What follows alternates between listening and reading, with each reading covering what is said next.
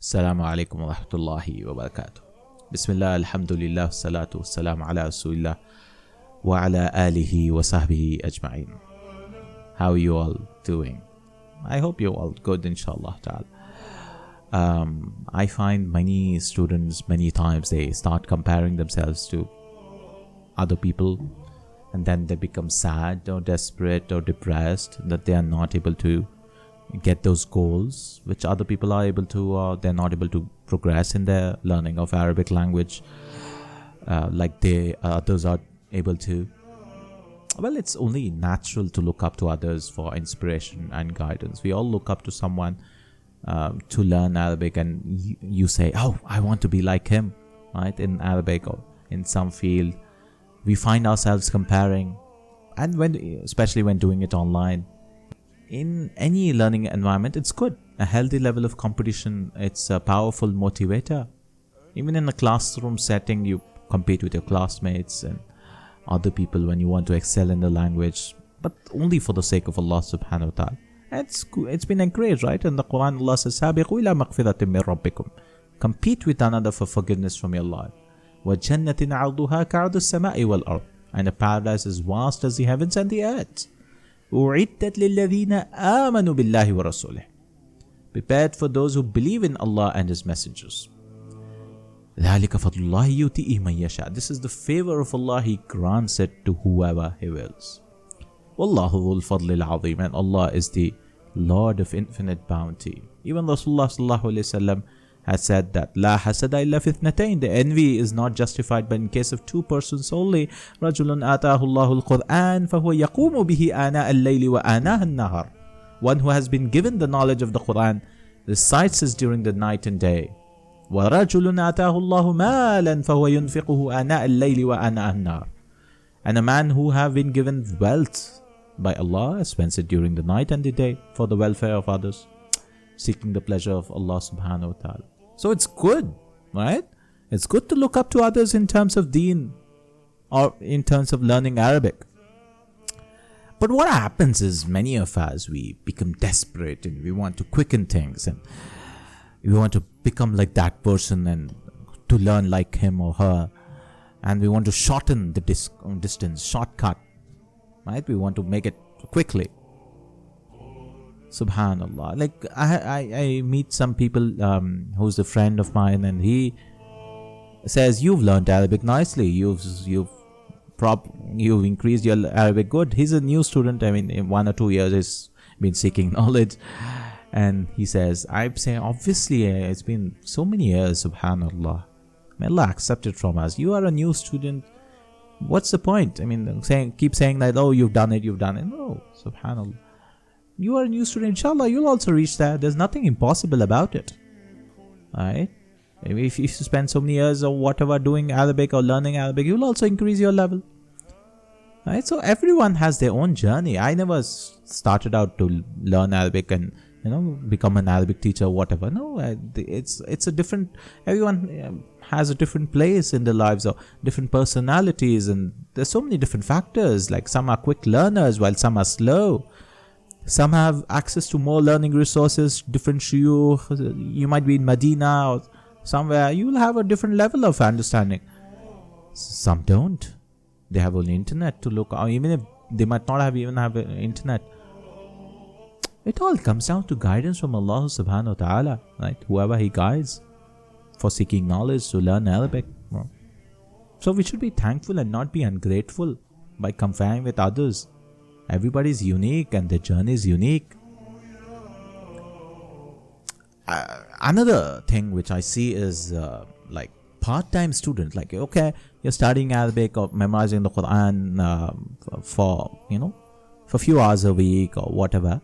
1 hour a week, 2 hours, few hours, or few hours every day, or 1 hour every day.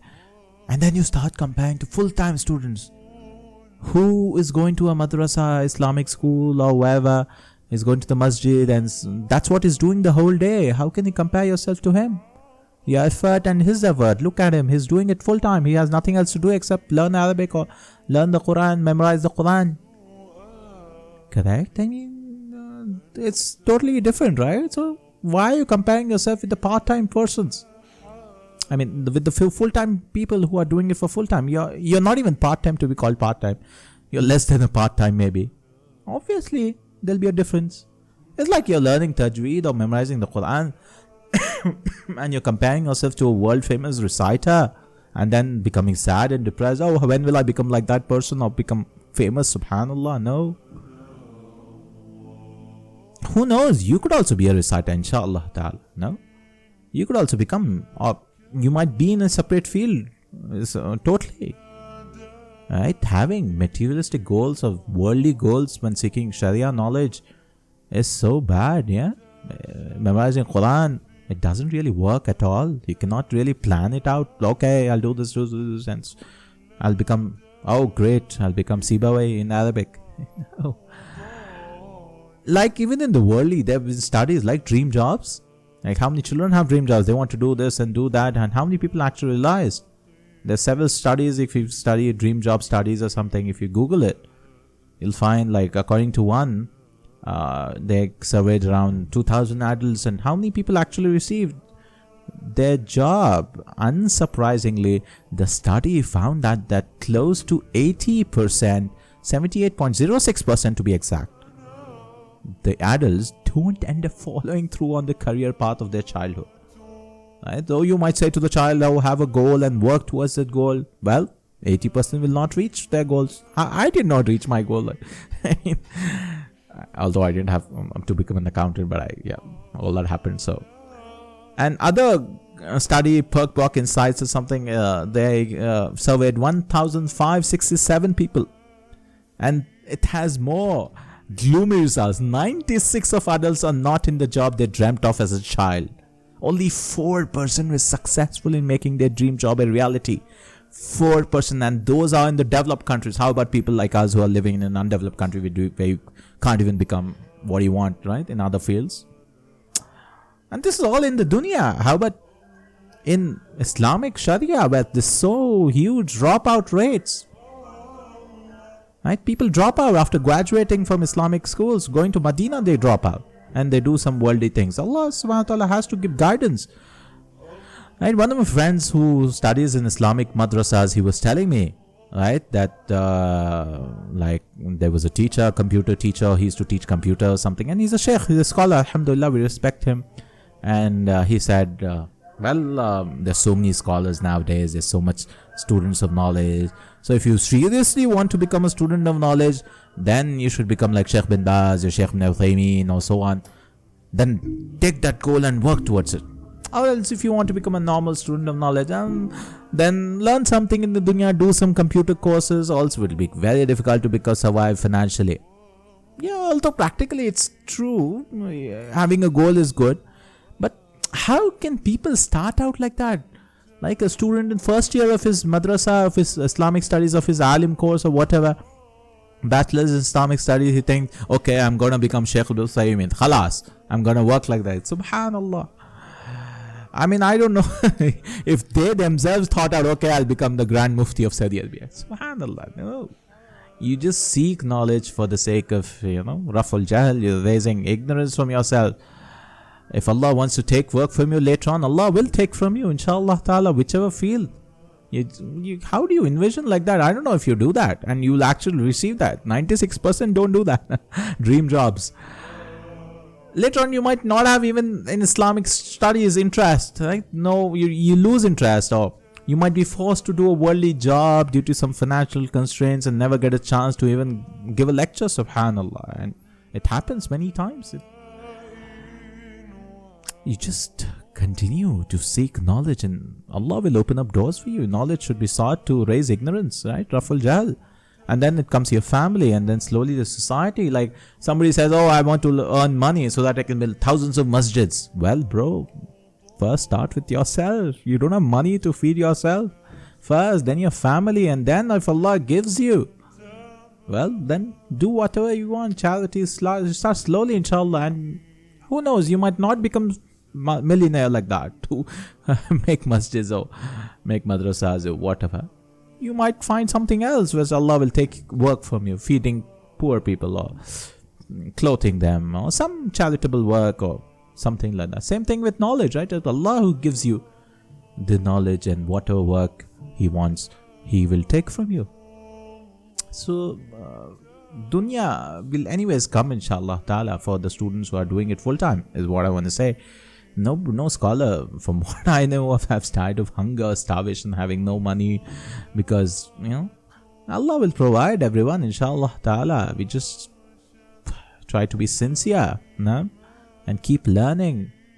If the future scholars, whoever, they become so much diversified in their interests, learn this and that, who is going to be specialized in Sharia, specialized in the knowledge, right? And who will tackle the ummah in 5, 10, 20 years, especially when the fitna is increasing day by day.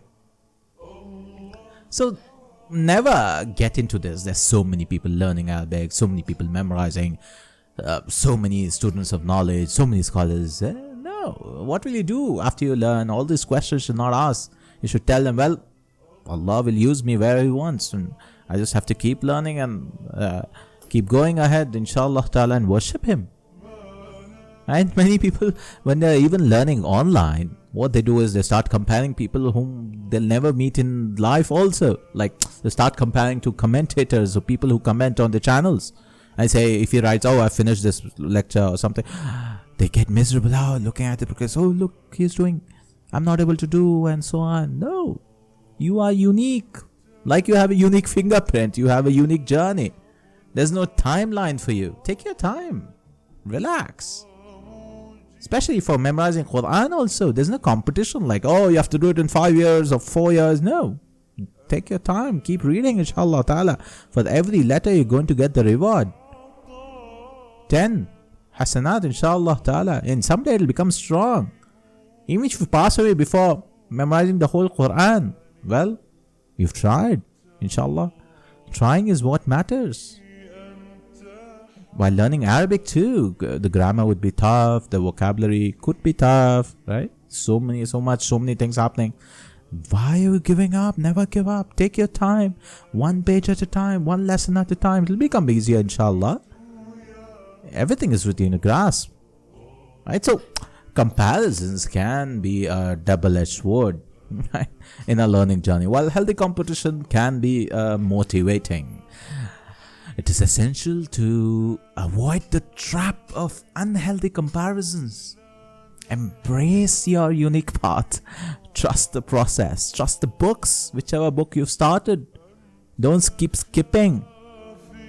Trust the YouTube channel. Trust the playlist. Finish it. And seeking knowledge itself is a noble endeavor, right? Allah subhanahu wa ta'ala says, He didn't say, okay, I'll give you the reward only when you finish it. No. Every letter, every page which you do, every second you spend in seeking knowledge, inshallah ta'ala, will be rewarded. So that's what I wanted to share, inshallah, about unhealthy comparisons, and I hope it was worth your time, inshallah ta'ala. I might have spoken about this before, but it's so common, everybody's comparing to others, and it becomes very difficult. A student who's memorizing Quran, he thinks of his friend who's doing it full time and says, I want to do 5 pages a day like he does. No, you do what you have to do. Half a page, 1 verse a day, fine. 1 verse a week, fine. Keep going. Inshallah, it'll increase. The speed will increase. Everything will increase. Inshallah ta'ala. Barakallahu feekum. See you, inshallah. Keep learning.